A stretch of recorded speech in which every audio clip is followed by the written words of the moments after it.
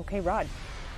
Contact tracing is being called one of the keys to helping us return to a more normal life. The state recently announced plans to hire up to 1,000 more contact tracers to work with local health departments.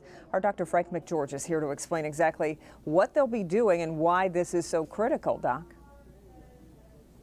Yeah, Kim, contact tracing is something the public health departments routinely do for certain contagious illnesses like tuberculosis and measles. Well, now an army of contact tracers will be needed around the globe to track down cases of COVID-19 and stop them from spreading. It's basically detective work. Contact tracers are the boots on the ground, or in this case, on the phone, in the battle to control COVID-19. Particularly in this pandemic context, as we're starting to reopen things, it allows us to prevent, hopefully, a resurgence of cases. Josh Petrie teaches contact tracing at the University of Michigan School of Public Health. The goal is to break the chain of spread. When someone tests positive, they're assigned to a contact tracer. And once we identify those new cases, it's really just contacting those cases, giving them information to isolate at home and how they can protect from spreading it to others, and then figuring out who they've already been in contact with.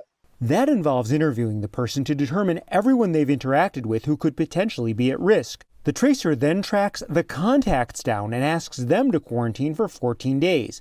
It's labor intensive. You need a lot of people to be calling, and the more cases that are out there that need to be investigated, the more work it is. When a disease is widespread in the community, contact tracing isn't feasible.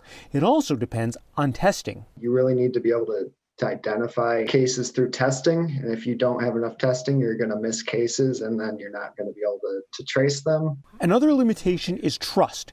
People who test positive need to be willing to share their contacts and other vital information. The trust is really key, and we all play a part in that. The goal here will be, as we reopen and have relatively low numbers of cases eventually, you'll want to be able to track them and identify early when things are starting to pick up, and identify cases early so that you can keep them at home, so that really the stay-at-home restrictions are limited to people who are sick and potentially even contacts of people who are sick.